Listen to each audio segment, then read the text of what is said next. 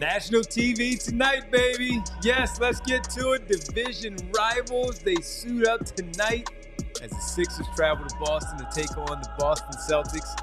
Folks, I hate to say it though, the red hot Boston Celtics after that performance last night. We'll talk about them in just a little bit. But first, we got to say hello and welcome to the PHLY Sixers pregame show presented by Bet365. Download the Bet365 app. Use code PHLY365 when you sign up, whatever the moment. It's never ordinary at Bet365. With Derek Bodner, Kyle Newbeck, I'm Devon Givens. With Bree as well, all of you in the chat. Got a big game tonight to keep losing for this basketball team. Game number, 62? I believe so. 20 left after tonight. That game 62 tonight. They take on the Boston Celtics. Celtics trying to run away with the season series. All right, 2-1. Sixers winning on Christmas Day. The last time these two teams met, though, again, we know what happened. But we have some updates on who's playing, who's in, who's out tonight. We discussed it a lot post-game. Derek, after the game, after the Sixers played the other night. And here we are once again where they are the walking wounded and guys just no longer available. I don't know if they're walking anymore. It might be wheelchair assisted. Fair enough. Fair enough. And crutches, by the way, wounded. We'll get to the starters. We'll get to the Bet365 picks a little bit later. But Derek, tonight, as we talked about, why not just sit Paul George? He sat in the fourth quarter. It makes sense. Spoke it into existence. Exactly. Derek, they're finally starting to get it. It seems like when we say something, just do it. Are they getting it or are they injured? If Tyrese Maxey and Paul George get better, is Nurse going to play him 40 minutes again? Probably. Still might be too late. It might be too late, but my point is I'm not sure Nick Nurse gets it in the sense that what we're hoping they do. I think they're just injured. Yeah, well, he's injured. He's not playing tonight. My only question is, if they're down by 30 at half, can we start the post-game show then? Like, when does the game officially end? I think Vince said we can start it, Bree, 5 minutes with remaining? They might get smoked tonight. This is going to be bad. No, I'm being a little sarcastic there, but... Listen, Boston has quite a few absences of their own. Notably, Jaylen Brown, Drew Holiday, Al Horford, Kristaps Porzingis. Am I missing anybody? Those are the main ones that I can remember. I'm sure they're probably... Hoser, I believe, is out. Hauser. I hear it pronounced two different ways on the broadcast all the time. So, you say all those words, but all I hear is they still have Jason Tatum and Derrick White. That's correct. And don't forget about Payton Pritchard, who lit them up the last time. Wait until they go zone tonight. Yeah, good idea. But when you say that and I counter Cade Cunningham, Giannis Antetokounmpo, those guys all miss games too. And we all know what happened. D'Angelo Russell, the Chicago Bulls situation, Nick Vucevic, they're down by what, Derek? How many? 50. Exactly. And that's where we just lean right back to it that, all those guys out. But if Jason Tatum, who sat out last night, Jaylen Brown played, he had 18 points tonight. They say, you sit, you play the nationally televised game, and you get in there and go triple-double it up and let Derrick White and Payton Pritchard just shoot the lights out. And that's why, again, it's just one of those deals. Well, how the mighty have fallen, by the way. This is one of the NBA's, prominent rivalries historically.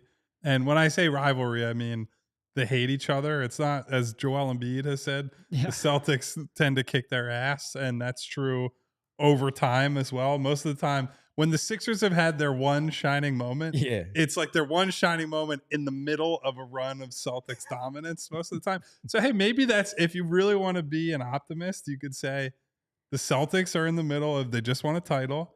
They're going to be a threat to win the title this year, and they're probably a threat to win the title moving forward.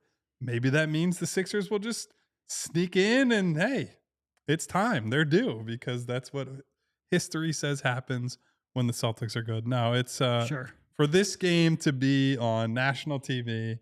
I said it earlier on Twitter. I was like, everyone else gets subjected to what Philadelphia is being punished by all season.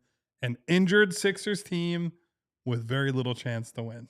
And you said what the report earlier was, or the NBA announced that they were taking the Sixers and the Mavs off of a later game that's supposed to be played on national TV. So they're getting the picture. Mm-hmm. They're getting the picture that it's just simply not going to happen. But no Paul George, no Tyrese Maxey tonight. So for those who thought that maybe, all right, it's a good idea for him to travel, which we did not think it made sense for him to travel. Maybe playing against Boston. He's not playing tonight. So Maxey, George, Embiid, who else? Lowry, and by the way, I am tired of they have all season, and it's not that I think Kyle Lowry is going to help the team right now. They basically have just called Kyle Lowry day to day and have him miss weeks at a time. This is not like you have to give some form of an update on it. Just, his hip is being managed. Is he getting replaced at this point? Because he's missed like half of the season with the hip issue. He has. I don't get it. So those are the 5 right there, and then you look at what about the other guys and what are they gonna do and what they look like. So Derek, this is just as we keep saying it's a mess. Justin Edwards is available as Vince asked, and Jeannie says I'm surprised Justin is playing.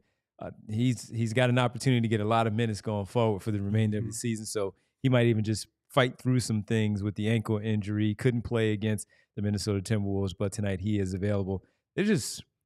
We've said it all year long that this is a bad team. We were waiting for them to finally catch up to it and meet us in the middle with them saying that they'll still find a way to get to it. But this is where we are now. And with George and all those guys out, you counter the Celtics with all the names that they have missing, and you counter with the Sixers missing all their guys tonight too. And this is going to be a tough spot on national TV. We saw where they hung in there the other night for 3 quarters.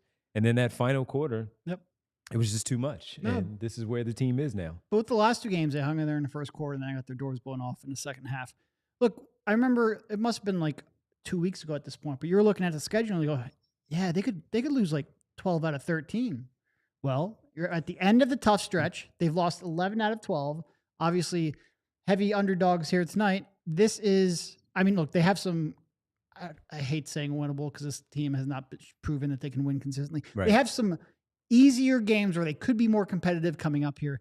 This is the end of the tough stretch. This is a tough matchup for them. It has been all year. It's not the same, obviously, with Boston resting and missing so many people, but they've done nothing to give you any real confidence they're going to come out here. I will say, over the last 2 games, they've competed better. Yeah, sure. The effort has been there. The communication seems like it's been a little bit better. They've been out-talented, especially against the Timberwolves in the second half, but the effort has been there. So I give them a little bit of credit here because it looked like, a little while back, it looked like they were threatening to roll over and die. You talk about some of those losses to the Nets, to the Bulls coming out of the break. They have responded decently here over the last couple of nights. It hasn't really mattered because they just don't have the talent on the floor, but I do give them a little bit of credit for the effort, and hopefully that carries over tonight. Yeah, we are definitely in the moral victories portion of the schedule. Moral victories, but standings losses. That's what we're rooting for. That is essentially the goal here. And I would say, in that respect, most of what we're watching for right now is how all this reflects on the head coach, right? Because I think that's one of the outstanding questions we probably have leading into the end of the season. I'm not sure it means anything really if Justin Edwards, Quentin Grimes, Drummond, etc., the role players, the backups, play hard for Nurse and try to do something with this stretch of the season, because it's a lot more meaningful what it looks like with Maxey, what it looks like with PG, what it looks like with Joel. But if you're at the top of the organization, if you're Josh Harris and you're all these other people, you're not just completely ignoring the product. You're saying, okay, what can I learn, or what is there to take away from this final stretch of the year? And one of the only things you can evaluate is, how are these guys responding to Nick Nurse? And frankly, what is Nick Nurse doing with what is left, and what is he turning that into? And so the competitiveness is a good thing for him, certainly on that front, because it looked like for a moment there, these guys were ready to just throw the towel in, get their doors blown off every single night and call it a day. And then the other half of it is all the potential, the player development stuff, what are they doing with Quentin Grimes, or maybe how much money can Quentin Grimes make himself in this month and a half they have left in the regular season? What maybe does he show in positional versatility or role versatility to tie things together and become a piece of the long-term future? There are these little things that we're looking at, right? That even if we know that the playoff run isn't happening, even if we know they're not contending, there's still these things we have to pay attention to for what they mean for next season and what they mean for the years ahead. The one thing that you guys talked about, and I remember asking after one of the games where it might have been the Chicago game when they were down 50. It might have been. And 50. And I asked, I think it was Kyle and Rich that night, just simply, could he lose his job? And the Nets thing, they battled back. They lose at the buzzer on the Claxton putback. Then they come back and they're down 50 to the Chicago Bulls. And I'm like, could this happen in season where he gets canned? And you guys were right. Because remember talking with you later on about it. No, just because they are so bad, you're going to just let it play out. You're not going to sit anybody else in that seat. You just let it play out. But they have shown that they've competed much better since then. They're just not good enough, so they are going to lose by double digits in a lot of these games. But they have competed, and that's what you want to see. There's still some questions that we have. Why is Jeff Doughton playing over Jared Butler? Things of that nature. Why? To be fair, Jared hasn't necessarily done well when he's been on the floor, but it's hard to when you're playing 5 minutes and then relegated to the bench. And then giving him the standard NBA contract. Yeah. Versus, also, you've just got a young kid who you have a team option for next year. Let's just give him some minutes and evaluate. It's not like Jeff Doughton's a world beater here. See what he looks like. See what he looks like among your more regular players. Especially when you know what the Jeff Doughton experience looks like already. You see what the Jared Butler thing looks like. Neither one of them are just going to light the world on fire. But, hey, just throw Jared Butler out there, especially with what the season is. To that point, at this point, and this is no disrespect to Jeff Doughton, I don't really understand why they have Jeff Doughton on a two-way in the first place, because we've seen who he is, right? I think he's a guy that is clearly too good for the G League. If you send him down there, he's going to put up numbers. He can get his own shot. He can create for others, yada, yada, yada. When he's up here, he just, he's a quad A, as I've said before, he's a quad A baseball player, essentially. He's someone that can't really hang in regular minutes. He's older for a two-way player. Right? 27? I believe he's either 26 or 27. I'd have to double check on that. But he's not someone that you say, oh, he's got a lot of upside. He's not someone that's immediately all that helpful. He's actually about to turn 28 in May. Yeah. So you're correct that he's 27.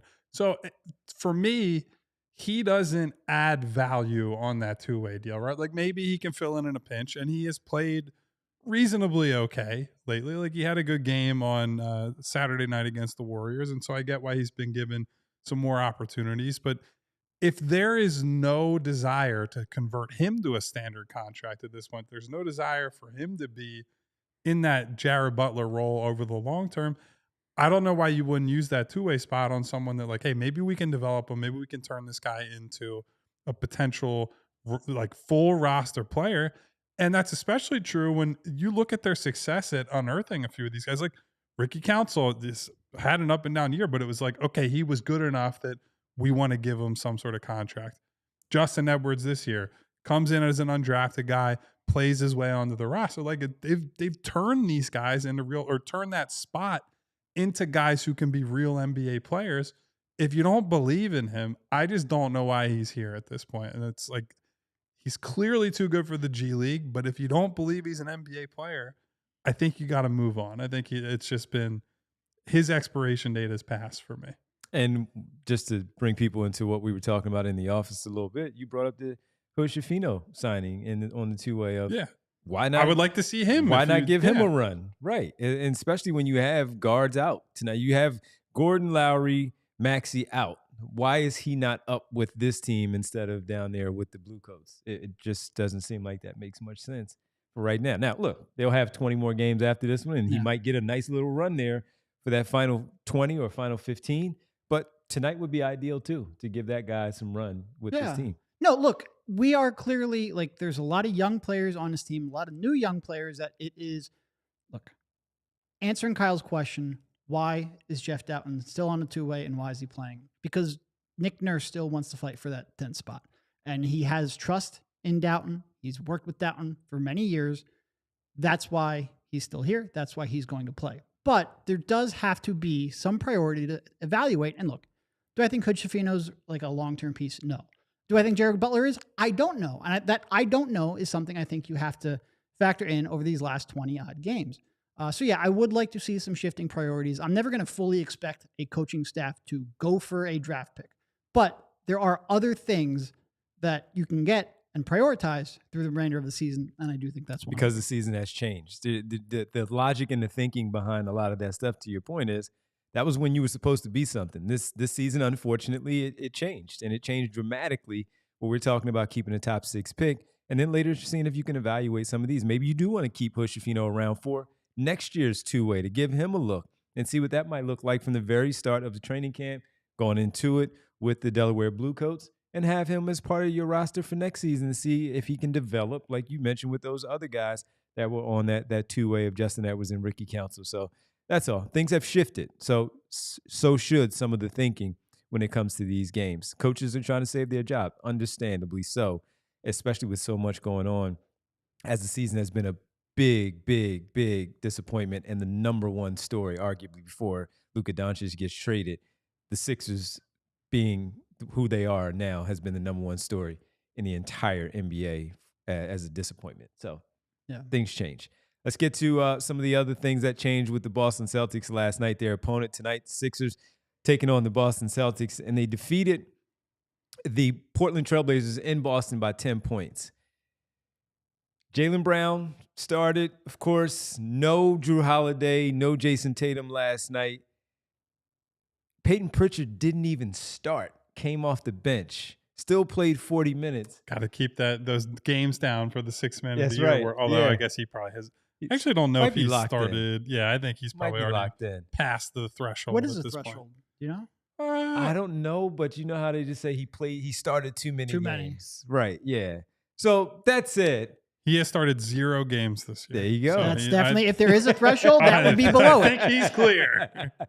So last night, in that 10-point win over the Portland Trailblazers, Payton Pritchard and Derrick White, both available to play tonight, combined for 84 points in that game. 43 for Pritchard, 41 for White.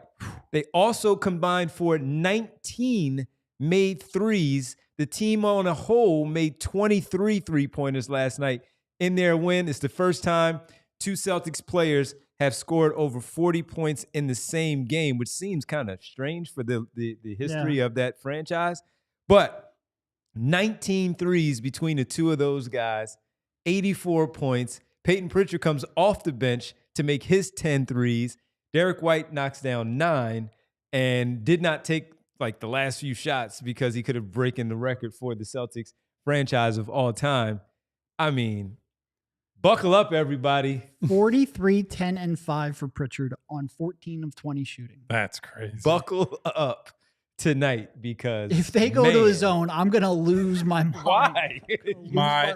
So by the way, my quick Googling, I don't know if there's actually an official threshold. Yeah. The most starts a player has had in a season where they won 6 man of the year. Any guesses? Lakers player. 25. Say it one more time. Lakers player. Most starts while winning 6 man. I'll say, do we have to name the player? Either the number or the player, one or the other. I was just going to go Cooper. Okay. It's of the last 15 years. Okay. Last 15. I think you probably know this. Lefty. I believe so, if I'm remembering correctly.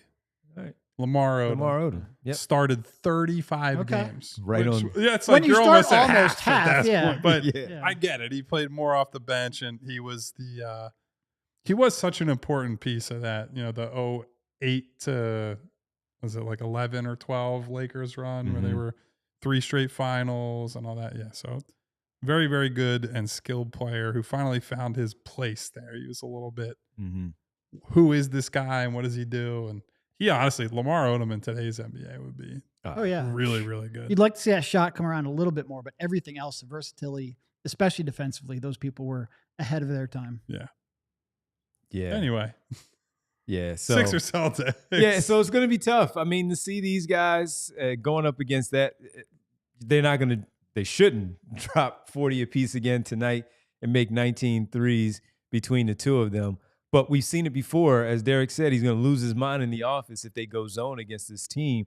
And the last time that they went zone and the Sixers were making their shots the Celtics were making their shots against the Sixers man-to-man defense, Nick Nurse use the reasoning why is because they were making the shots against our man. Yeah, so we went zone. We can't guard him a man, so we might as well try zone. So we've seen it already, and that's why we're talking about it, because oftentimes, man, that hot hand, it just continues to carry over. The guys are like, yeah, I don't want a day off. I want to keep going.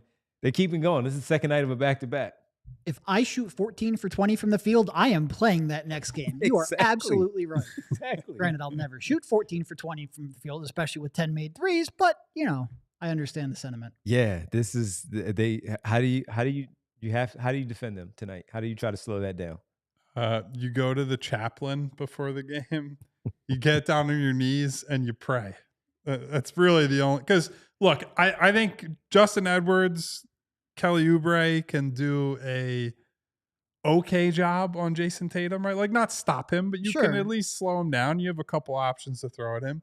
The problem is elsewhere. And the other problem with the Celtics is that historically and right now, they're a switch hunting team, right? Like they will get the guy in front of their preferred matchup or their best player when they want to, as much as they want to. It's just how they operate. And so even if you have a couple of good options to throw at Tatum, more than likely they'll get Andre Drummond out there. They'll get Yabu out there. They'll get the Lonnie Walkers, the Jared Butlers, the Jeff Doughtons, and he'll put them in slash and kick mode, and they'll spray it around the perimeter.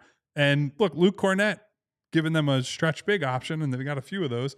The fact that they still have one, despite being down Porzingis and Horford, it just makes it tough, right? Like, it's a bad matchup for a lot of teams. It's an especially bad matchup for the Sixers, who don't have a true rim protector and are not particularly good at defending 5-out offenses. It's just the guys who are left out there. I don't blame them for, looking at the Celtics and being like, they still don't really have a shot, but that's kind of where we're at. The only thing I would say is you've got some pretty good size out there in the starting lineup, which we'll get to in a second. Just try playing Tatum one-on-one. And if he drops 50 on you, fine. Now, obviously, if he gets Drummond switched on to him, you're going to have to. Yeah. But don't show him 2-3 at the ball and give him those easy kick-out passes where people like Pritchard will thrive. Like, I would rather. Sixers have died so many times by showing a ball handler in crowd and failing to recover. And this is the one team that will absolutely murder you if you do that. Let Jason Tatum play a little one-on-one. If he gets a switch and kills you, I'll live with that. 100%. I just don't want to see 55 3 attempts from Boston. Yeah, but look, Jaylen Brown had 18 points last night, where the other two went off for their 84 combining for that. So they did just that. They probably tried to get the ball out of Jaylen Brown's hands. You see some of the highlights where they were getting some really good normal looks from right at the 3-point line. Payton Pritchard caught one at the hash mark and didn't even think about it with a defender right in his hand. I don't know at what point in the game it was where he was already whatever hot it was, but when you see that highlight and you see him literally at the hash, form shoot, not walk into it, not take a dribble, just catch and fire with the defender in his face right in front of the head coach. That's hot. And so if they are going to do that and they are going to dare those other guys, Payton Pritchard has certainly shown, and Derrick White has shown that they can do that. When they were here, when they played the Celtics the last time, when we talked about how are you defending him, and Payton Pritchard just went off and went nuts in the one half, and it really kind of set and changed the tone of the game. So play him straight up. It's always a tough matchup. Despite the players that are going to be out for the Boston Celtics, it will definitely be a tough matchup for the Sixers in this particular one. Let's get to the starters tonight to see who will be trying to slow down Derrick White and Jason Tatum and Payton Pritchard. Folks, I think this might be, let me double check. Bree was asking me what the number is.